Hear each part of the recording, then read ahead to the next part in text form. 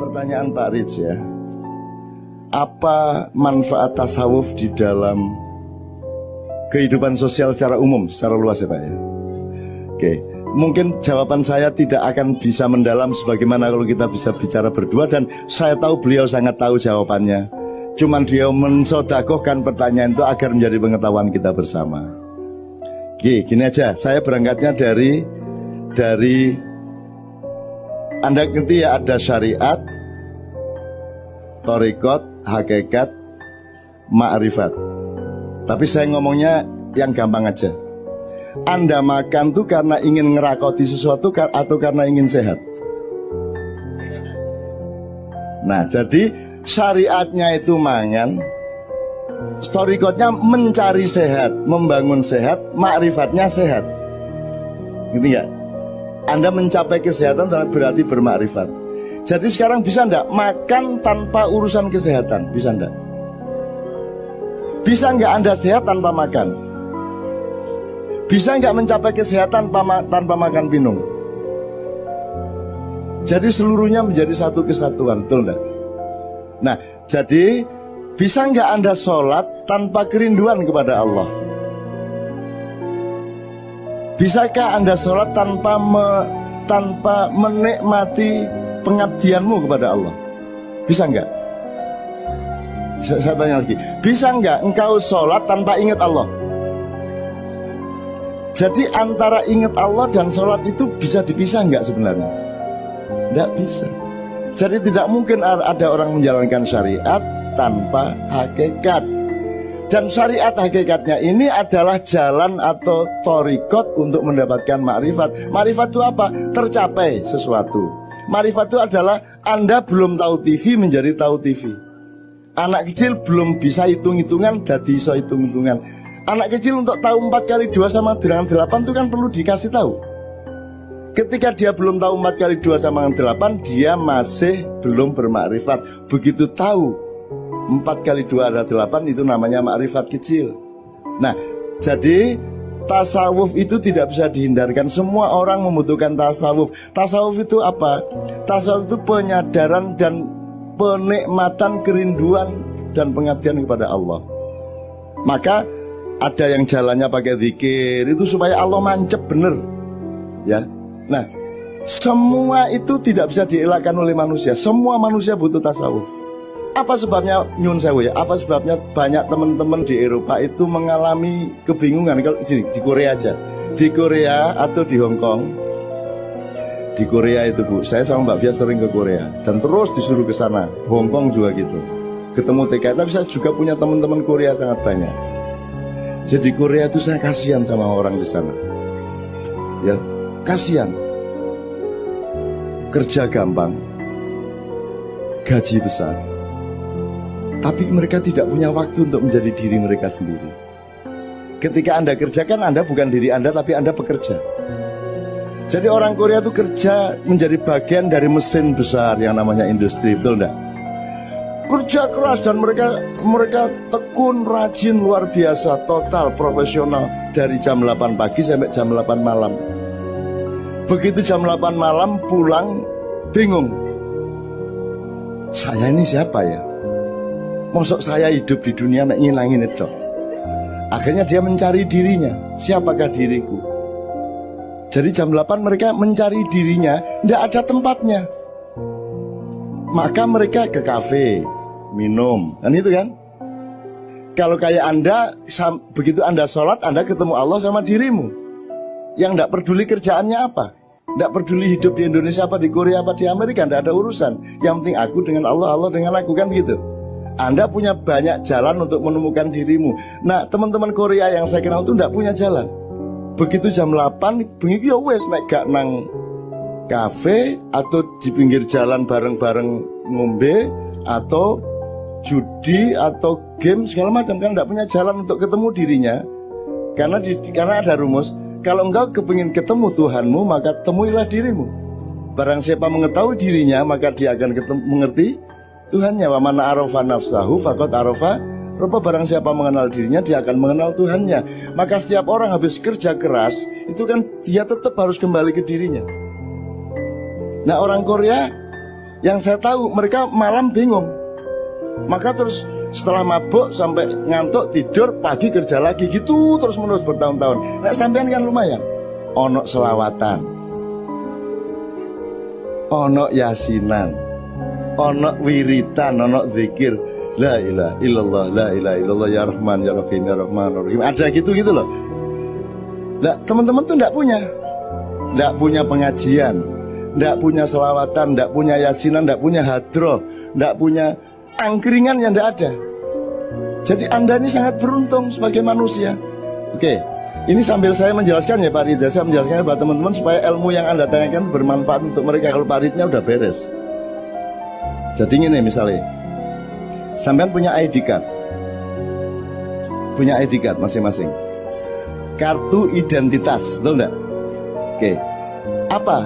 Kolomnya kolom apa kartu identitas itu? Terus tanggal lahir. Saya tanya satu hal. Yang menentukan kamu lahir itu siapa? Pada tanggal sekian, jam sekian, bulan sekian, tahun sekian, siapa? Oke, Allah ya. Kamu bisa memilih sendiri enggak? Enggak bisa Anda ya. Jadi itu bukan identitas, itu namanya personalitas. Segala sesuatu yang ditentukan Tuhan itu personalitas. Bahwa sampean jadi sampean, tidak jadi yang sampean. Jadi itu diri uluhiyahmu, diri ketuhananmu. Tapi kalau kamu bekerja di kantor, boleh milih enggak kantor apa warung? Nah, berarti bukan Tuhan yang menentukan itu pilihanmu, maka itu namanya identitas. Identitas adalah pilihanmu. Kamu PKB, kamu Demokrat, kamu PDIP, itu identitas karena itu pilihanmu. Tapi kalau kamu adalah kamu, itu pilihan Allah. Itu namanya personalitas, bukan identitas. Sekarang di dunia ini orang tidak ngerti bedanya personalitas sama identitas. Bahwa engkau berambut keriting itu personalitasmu karena kamu tidak bisa. Kau nak bapak ibu, sira aku tak gaya anak keriting, kau nak ceritanya. Kau nak ceritanya. Bener ya? Nah, ketika Anda bekerja, itu Anda sedang mengerjakan identitas Anda. Tapi begitu Anda pulang ke rumah, temuilah personalitasmu. Temuilah dirimu yang sejati, dirimu yang dari Allah, dirimu yang dari Allah melalui orang tuamu dan leluhurmu. Itu yang dilupakan di Indonesia. Orang Indonesia tidak menghargai leluhurnya. Orang Indonesia tidak menghargai asal-usulnya. Bahkan Anda jadi orang NU, dari orang Muhammadiyah, jadi ISIS segala macam, Anda menomorsatukan ISIS dan menomorduakan Islam, betul enggak? Anda menomorsatukan NU dan menomorduakan Islam. Lebih penting mana jadi Muslim apa jadi Nahdliyin? Muslim. Nah kalau Muslim itu dari Allah, Islam itu dari Tuhan, maka dia termasuk personalitas. Dia lebih penting, kan gitu. Jadi teman-teman sekalian, sekarang ayo kita kembali ke ketela. Jangan ribut soal gedok lawan krepek lawan kolak. Karena mereka semua menomorsatukan kolak, gedok dan kolak. Kalau orang Jawa ayam berkokok apa? Kukuruyuk. Kalau Sunda kongkorongkong. Madura kukurunu. Sekarang saya tanya, yang bener yang kongkorongkong atau kukuruyuk atau kukurunu? Yang bener yang mana? Aku tanya yang mana yang bener? Yang bener itu ayamnya. Jelas ya? Yang bener itu ayamnya karena ayamnya itu personalitas. Allah bikin kayak gitu. Terus kita mencoba menginterpretasikan, coba menirukan, kan begitu. Nah, cara kita menirukan beda-beda. Kalau orang Sunda menirukannya kongkorongkong, orang Jawa menirukan kukuruyu, orang Madura menirukan ayam tadi kukurunu. Kenapa kita saling menyalahkan di antara kukuruyu sama kukurongkong? Sekarang kan begitu yang terjadi di Indonesia. Saling menyalahkan, padahal yang benar ayamnya itu, kan gitu. Maka kalau kita kembali ke ketela, artinya kembali kepada yang Allah ciptakan. Ngerti ya Bu ya? Sebentar, masuk kayak gak ngerti ya. Gini Bu, ini kayu apa Bu? Triplek terbuat dari kayu. Triplek yang bikin siapa? Dengan ilmunya dan teknologinya. Kayu berasal dari apa? Pohon. Yang bikin pohon siapa? Bisakah manusia bikin pohon? Jadi pohon itu yang namanya personalitas. Triplek ini identitas. Karena pohon juga boleh dibiarkan jadi pohon aja, nggak perlu diapa-apain. Tapi kan manusia diberi akal sehingga dia bekerja sama Allah, mentakdirkan pasca kayu, dia takdirkan aja jadi triplek, jadi meja, jadi kayu, jadi gagang pisau, dan seterusnya. Itu namanya identitas. Maka jadi cangkul, jadi keris, jadi parang, dan seterusnya. Gitu ya Bu ya. Nah, Anda tidak bisa berhenti pada kayu tanpa menyadari pohon. Betul enggak? Anda tidak bisa berhenti pada pohon tanpa menyadari akar dan tanahnya. Betul enggak? Anda tidak bisa berhenti pada akar dan tanah tanpa menyadari yang menciptakan tanah, bumi, galaksi, planet, dan seluruh alam semesta. Betul enggak? Nah, itu yang namanya tasawuf. Menelusuri kesadaran sampai ke pangkal kehidupan. Apa pangkal kehidupan itu? Apa? Yang paling pangkal itu apa?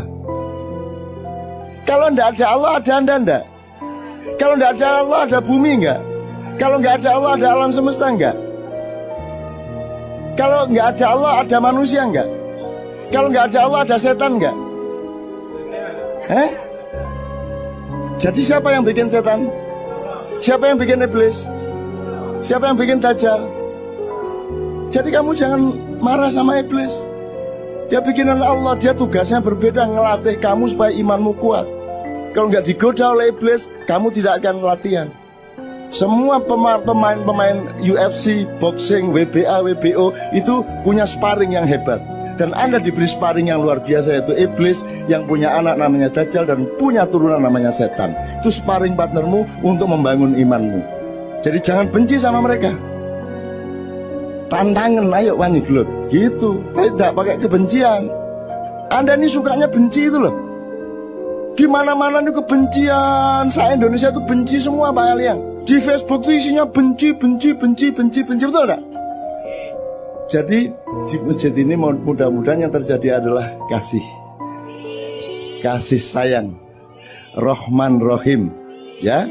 Karena tiap hari orang Islam oleh Allah disarankan untuk memulai segala sesuatu dengan membaca Bismillahirrahmanirrahim. Berapa sifat Allah? Yang disepakati 99, bisa 102, bisa lebih lagi. Tapi yang utama dari sifat Allah apa? Ar-Rahman, Ar-Rahim. Lu sudah Rahman kok pakai Rahim segala? Pernah dijelasin loh Ustaz? Apa penjelasannya? Saya pakai penjelasan gampang aja. Kalau Rahman itu mulutnya mangap tak minggem. Rahman, mangap ya. Berarti kalau mangap itu kan sesuatu yang terlempar keluar dan jauh. Nek Rahim, mingkem berarti dia masuk ke dalam. Nah, ngene wis gampang wis, gak angel-angel. Jadi kalau Rahman itu cinta yang luas. Kalau Rahim cinta yang dalam. Ah, jelas ya? Lebih dulu mana meluas apa mendalam? Meluas dulu. Orang lain dulu yang dinomorsatukan. Betul enggak? Allah sendiri tidak mementingkan dirinya, dia mementingkan hamba-hambanya dulu. Maka bukan Bismillahirrahmanirrahim, tapi Bismillahirrahmanirrahim. Mangap se kait mingkem. Itu ya.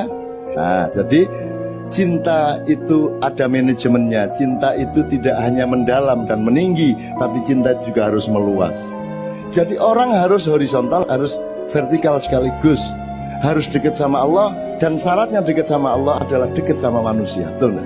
Anda harus bersatu dengan semua manusia, maka baru Anda bisa bersatu dengan Allah. Wong sekarang gini, saya pernah nempeleng Anda. Salah kan saya? Dosa kan? Terus saya minta maaf sama Allah. Ya Allah, ampunilah aku pernah menempeleng sahabat saya. Terus Allah bilang, bentar, minta maaf dulu sama dia. Kalau Anda tidak maafkan saya, Allah tidak memaafkan saya. Betul enggak? Jelas ya? Nah, jadi begitu pentingnya Rahman baru Rahim. Jadi saya menjawabnya hanya beberapa dimensi Pak Rich, kira-kira yang bisa difahami teman-teman dan langsung bermanfaat. Intinya sederhana bahwa tasawuf itu tidak hanya dibutuhkan oleh semua orang Islam, tapi dibutuhkan oleh semua manusia. Yaitu meneliti dirinya sampai ke tingkat yang paling rohaniah gitu. Oke, kira-kira seperti itu.